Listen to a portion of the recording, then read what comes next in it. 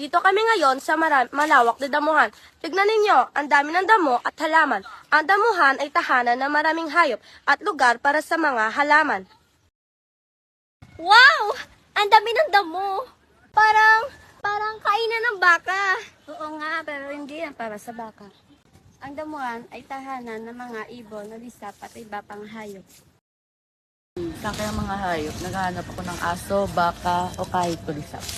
Ben! Kulisap lang yan. Hindi mo na kailangan hanapin. Tama! Pero kung pababayaan natin ang damuhan, mawawala ang tirahan ng mga hayop Tulad ng patatanim ng bagong halaman. at pagdidilig sa lumang halaman. At siguraduhin malinis ang damuhan at huwag magtapon ng basura.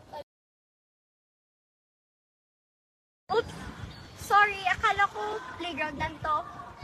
Hindi ito playground, Ana. Damuhan ito, tirahan ng mga hayop.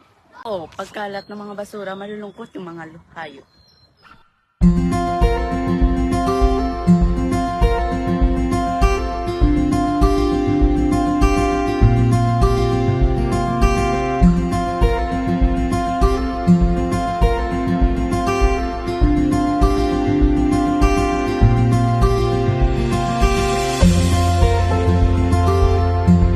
Kaya tandaan natin, sa damuhan man tayo o sa bahay, mahalaga ang pangangalaga ng hayop at halaman.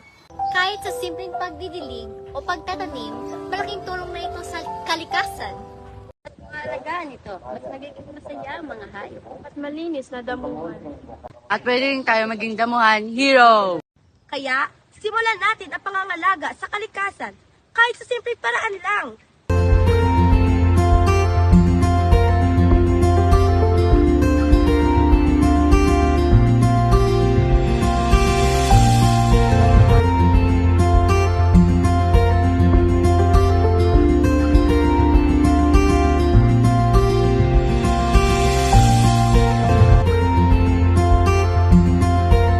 Kaya alagaan natin ang ating mga hayop at halaman para sa mas magandang mundo.